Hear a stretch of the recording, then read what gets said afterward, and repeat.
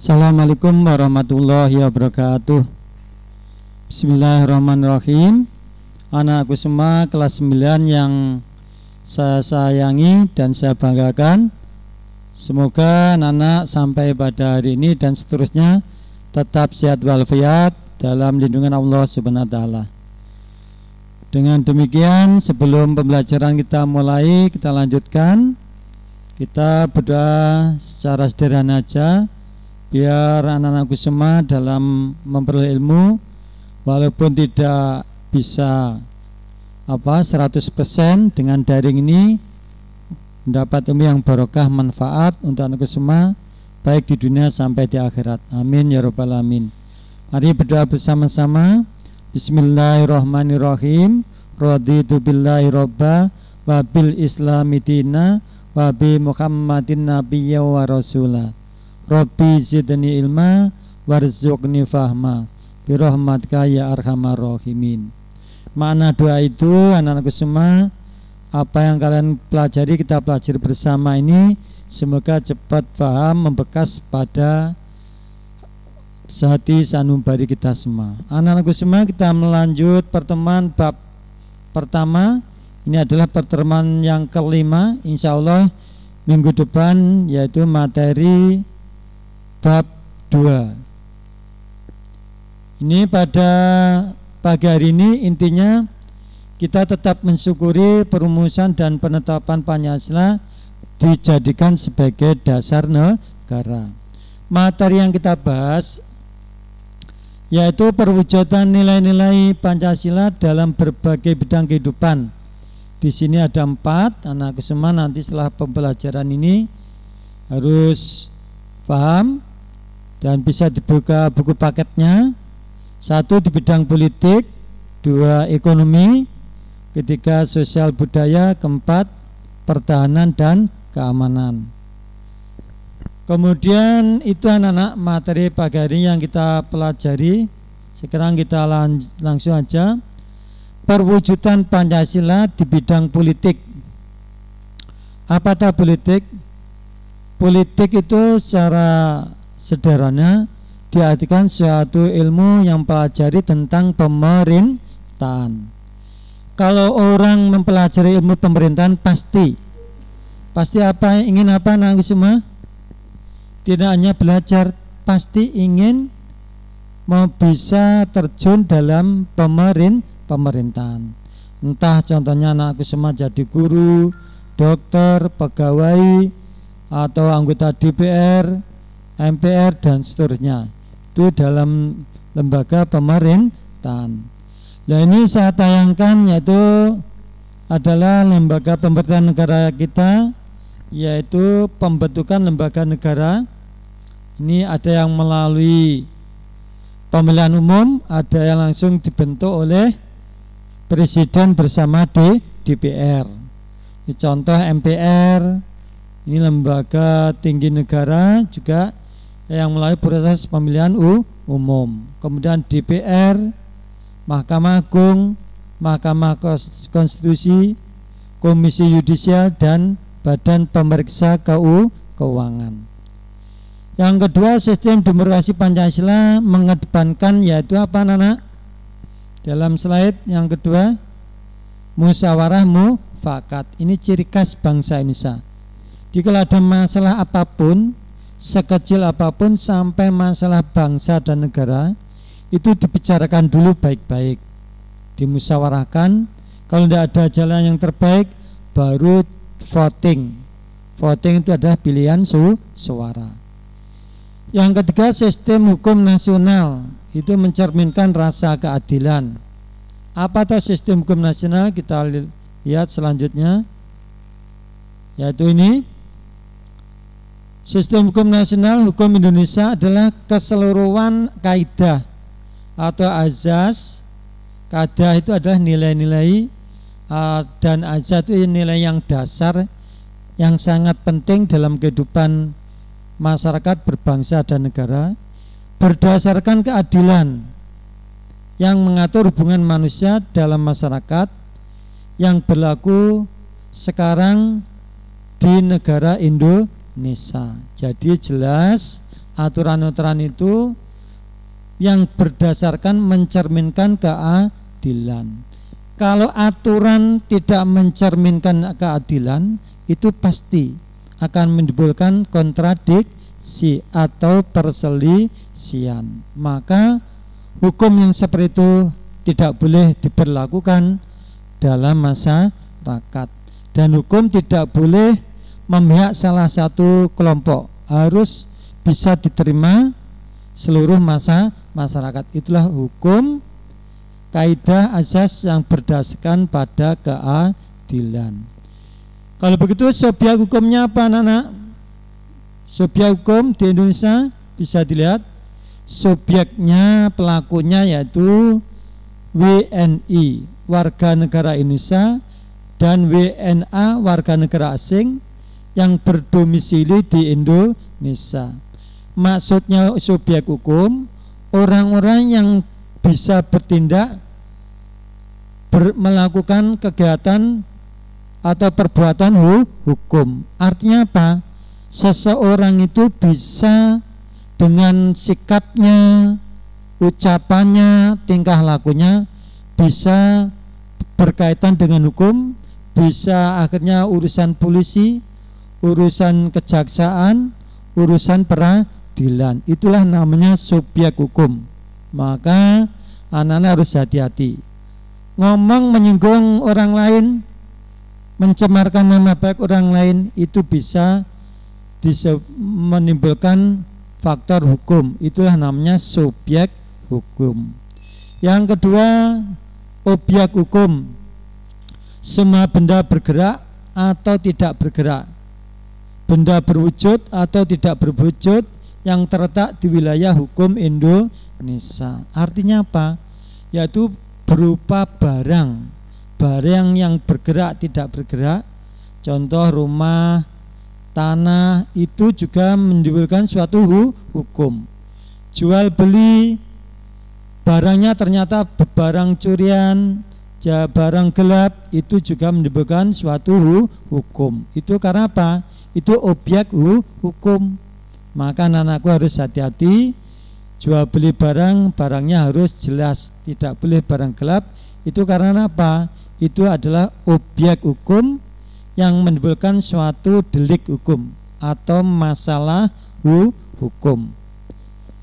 Terakhir, yaitu hukum Indonesia berfungsi untuk apa? Mengintegrasikan kepentingan masyarakat sehingga tercipta ketertiban dan keteraturan, menyatukan keinginan masyarakat yaitu keamanan dan kesejahteraan. Itulah fungsi hukum. Tuan anak, semoga bisa jelas, kurang jelas bisa japri saya, tidak apa-apa. Kita lanjut. Kalau begitu tujuan dan fungsi hukum itu apa? Yang pertama, tujuan hukum adalah menjamin kepastian hukum. Hukum dibuat dengan baik, bagus, tapi tidak ditaati masyarakat, maka hukum tidak ada artinya. Biar hukum ada kepastian hukum, maka tujuan hukum seperti itu. Dalam masyarakat, hukum harus bersendikan pada rasa keadilan masyarakat. Hukum kalau tidak mencerminkan keadilan, maka hukum itu hanya tulisan saja. Apa maksudnya, anak-anak? Artinya hukum itu tidak ditaati sama sekali oleh masyarakat. Bahkan hukum hanya menjadi pajangan. Yang kedua, tujuan hukum dalam suatu masyarakat untuk apa? Mendatangkan kemakmuran. Jelas anak-anak, zaman contoh waktu liburan pergi ke serambi hutan, di pinggir hutan aja, tidak usah masuk ke dalam hutan. Zaman toleh kanan kiri membayangkan, wah ya, tengah hutan tidak ada orang, tidak ada siapa-siapa. Hukum yang berlaku adalah hukum rimba. Disitulah artinya manusia. Kalau tanpa hukum maka tidak ada aturan.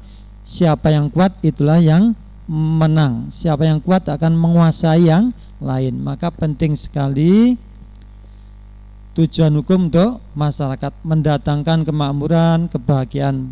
Ini pasti dicita-citakan oleh semua manusia.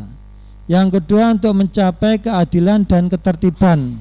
Jelas, ini hukum keadilan harus terus seimbang.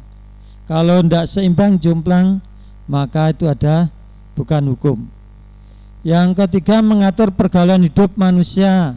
Jelas, zaman sekarang kita ikut prihatin, anak-anak harus hati-hati. Anak-anak adalah anakku yang masih ABG, anak baru gede, terutama dalam pergaulan anak-anak laki-laki perempuan, mohon harus dijaga betul ya. Ini tidak menutup informasi di medsos itu kita ikut prihatin ya, anak-anak muda laki-laki perempuan itu ya. Contoh, jangan sampai terlanjur terlalu jauh. Kemudian yang selanjutnya, memberikan petunjuk bagi orang dalam pergaulan masyarakat. Kemudian terakhir, fungsi hukum sebagai pelindung, untuk pelindung kita semua, melindungi kita hukum itu ya. Jadi orang yang melakukan pelanggaran hukum pasti diberikan sanksi. Sanksi itu adalah hukuman. Nah, hukum itu ada dua, bisa berupa denda, bisa berupa pidana. Kalau masalah lalu lintas, melakukan pelanggaran, tidak pakai helm, tidak membawa surat-surat contohnya STNK sama SIM, itu contoh bisa dibayar dengan uang. Tapi kalau masalah delik, kasus pidana, tidak bisa dibayar dengan uang. Kita lanjut anak, yaitu gambar lembaga negara. Ini hanya menjelaskan yang atas tadi, urutannya sumbernya dari Undang-Undang Dasar 45. Ini kemudian lembaga legislatif itu apa? Yaitu contoh MPR, DPR, DPD. Eksekutif, jabatan dipegang oleh presiden dan wakil presiden. Lembaga yudikatif yang memegang masalah, mengurusi masalah undang-undang, MK, MA, dan KY. Lembaga eksaminatif itu apa? Lembaga yang berperan dalam kaitannya keuangan. Contoh anak-anakku, gambar ini adalah mencerminkan Pancasila setelah keempat tadi, musyawarah mufakat. Ini di lingkungan. Kalau di pemerintahan ya rapat atau sidang paripurna dan seterusnya. Ini prospek hukum pidana Indonesia dalam mewujudkan rasa keadilan. Ini logo. Kemudian materi yang kedua, anak, perwujudan Pancasila di bidang ekonomi. Ini contoh yang pertama, perekonomian sebagai usaha bersama. Ini kaitannya pasal 33. Saman bisa melihat pasal 33 1, 2, 3 sampai ke 5. Kedua, produksi penting dikuasai negara untuk kemakmurannya rakyat. Jadi perusahaan yang penting menguasai hajat hidup orang banyak tidak boleh dipegang oleh swasta, karena swasta pada prinsip mencari keuntungan. Yang ketiga, SDA, bumi, air, kekayaan alam untuk kemakmuran rakyat. Ini juga dikuasai oleh negara.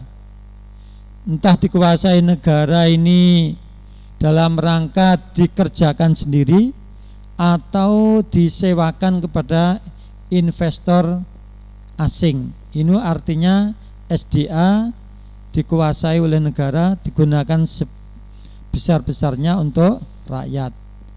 Yang keempat, ekonomi nasional dengan prinsip jelas keadilan, kebersamaan, kemandirian, dan keseimbangan. Contoh anak-anak, ini gambar kegiatan ekonomi yang pro rakyat, yang sangat membantu rakyat, yaitu koperasi. Koperasi betul mendapatkan, kalau usaha namanya untung, tapi koperasi bukan untung, namanya jasa. Nah, jasa ini akan dikembalikan kepada anggota. Ini yang tepat koperasi. Contoh kegiatan produksi negara IPTN, agar kita mampu produksi pesawat terbang. IPTN di Bandung ini, industri pesawat terbang di Nusantara, atau masuk dalam kelompok BUMN. Nah, ini tambang batu bara ini bisa dilihat anakku, ini di Sumatera ini ya. Ini sampai kedalaman berapa meter, 100 meter berada ini ya, sampai ke bawah lebih ini ya. Contoh ini. Kemudian ini yang kita sayangkan ini, sumber daya alam Indonesia besar sekali, tapi bangsa kita belum mampu untuk mengelola sendiri, sehingga disewakan oleh atau dikontrakkan kepada investor asing. Contoh tambang emas Freeport ini anak-anak, ini di bawah tanah ini ya, di bawah tanah ini yang kaya menjadi tetap bangsa asing. Ini contoh Amerika ini.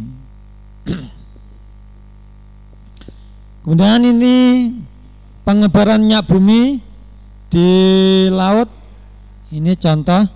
Ini juga kita belum mampu anak-anak. Ini juga tetap milik bangsa asing. Ini contoh lagi seperti ini gambarannya ya. Nih contoh sekarang pengeboran minyak bumi di darat. Nah ini di daratan ini. Kemudian saya tambahkan ini juga pengeboran minyak bumi di darat. Kemudian materi yang ketiga, perwujudan nilai Pancasila dalam bidang sosial budaya. Pertama apa? Kita menghargai keberagaman budaya Indonesia. Yang kedua, melestarikan keberagaman budaya Indonesia, mengembangkan persamaan sosial dan menghalangi nilai feudalisme. Nilai feudalisme nilai-nilai yang menguasai masyarakat dengan materi. Yang ketiga, melestarikan nilai kedaerahan, tetap kita budayakan dengan berbagai upaya. Contoh mempelajari nilai-nilai budaya daerah, melestarikan atau mengadakan kegiatan-kegiatan nuansa nilai-nilai kedaerahan. Contoh pawai dengan memakai seragam khas daerah masing-masing.